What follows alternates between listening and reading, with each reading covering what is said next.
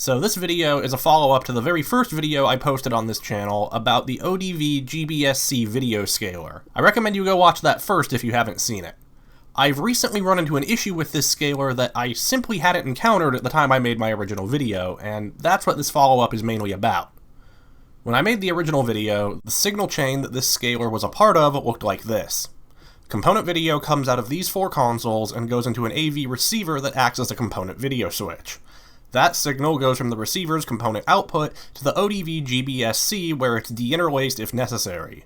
Then it gets sent from the GBS-C's VGA output to the OSS-C where it's scaled, color-corrected, and finally sent off to the TV over HDMI. A few weeks ago, I had to get a new AV receiver. The one I had been using was from 2007, and it finally failed beyond repair when it got hit by a power surge. While a lot of things have improved in the world of AV gear over the past 17 years, support for component video is not one of them. My old AV receiver had the ability to assign multiple audio channels to a single component video input, which worked great for my setup. My new receiver is more limited in that regard and has fewer component inputs overall. That isn't going to cut it, if for no other reason than that I'm using 3 different audio connection standards between these 4 consoles. The solution then is to not even use the component video on this new receiver, and instead route the video signals for these consoles through a cheap passive AV switch. If we go back to that signal path from before, the only thing that's actually changed here is that the receiver has been replaced by a $5 plastic box that bridges connections between RCA cables. That's all the receiver was doing anyway, so in theory this setup should function identically to how it did before. Of course that's not what happened, or I wouldn't be making this video. Shortly after connecting up the new switch, everything in this chain began experiencing intermittent video dropouts. I spent way too much time troubleshooting this issue, and in the process I made 3 discoveries. 1. The dropouts happen at different frequencies for each console. For example, the Xbox was dropping out every 10 to 30 seconds, whereas the Wii would only drop out once every few minutes. 2.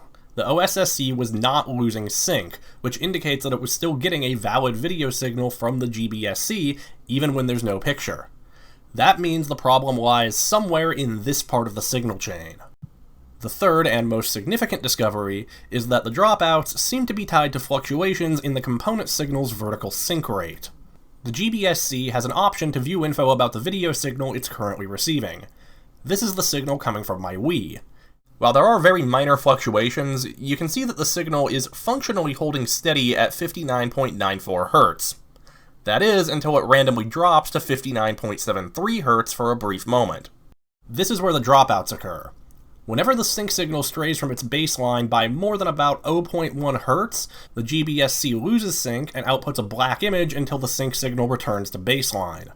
The exact timing and stability of each console's sync is slightly different, but they all do this to some degree.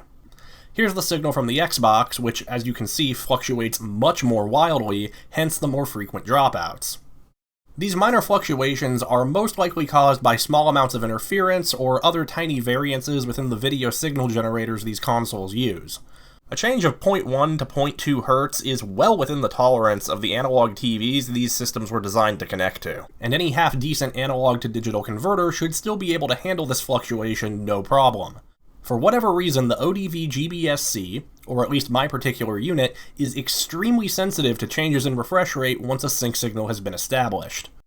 I believe the reason I didn't run into this issue before is that my old AV receiver was stabilizing the signal somehow, most likely by using its own internally generated sync pulse for its component video output. I can't verify this, of course, because that receiver is no longer working, but I did try routing the signal through my new receiver and found that it made 0 difference. I was actually stuck for a couple days trying to figure out a solution to this problem.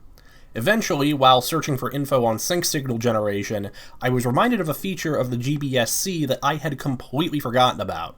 So much so that I didn't even bother mentioning it in my initial review, even though it's kind of important. See, the GBS-8200 board that this scaler is based on is prone to screen tearing due to imprecise signal timings. This can be fixed with a mod that adds an external clock generator to the board. This ODV scaler has that clock generator built in, and it can be enabled with a setting in the web interface called frame time lock. The reason I forgot this was a thing is because when I first got this scaler almost a year ago, FTL was disabled, which of course resulted in horrible screen tearing. I turned it on, and that fixed the issue, and I haven't touched it since. Though in hindsight, I definitely should have looked into this feature sooner. Not only does FTL fix the screen tearing issue, but it also causes most of the HDMI compatibility issues I discussed in my original video. That's actually why I tried connecting the GBS-C to an OSSC in the first place, because enabling frame time lock caused the GBS-C to not work with my TV half the time. Once I finally had this revelation, I went into the GBS-C control panel, disabled frame time lock, and sure enough, the video dropouts went away. Ah, but what about the screen tearing, you may ask? Well, I thought the same thing, but I didn't see any screen tearing during my testing, even after several hours of playing different games. I was obviously happy with this result, albeit slightly confused. That is, until I was playing a game on the Wii, and I noticed the cursor doing this. See it? Here, let's zoom in. The screen tearing is still there, it's just way up at the top of the frame where it's difficult to notice. Previously, the tear was happening somewhere around here, which is obviously way more problematic.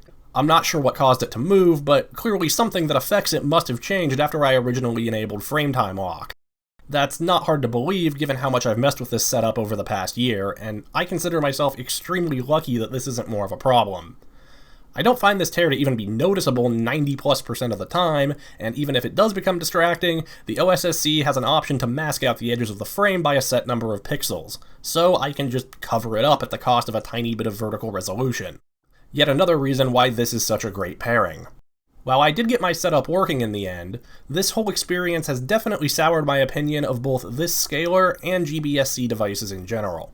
While my original recommendation for buying one of these came with some caveats, I would now say this scaler is best avoided unless you have a way to test it with your specific setup prior to purchase. When it works great, but given the sheer number of potential compatibility pitfalls, I can't recommend this device unless you're someone who's okay with extensive configuration and troubleshooting. Now, before I wrap up this video, there is one correction I need to make. It turns out this switch I added to put the scaler into flash mode was completely unnecessary. A couple people in the comments mentioned that this thing goes into flash mode if you just hold the select button while powering it on.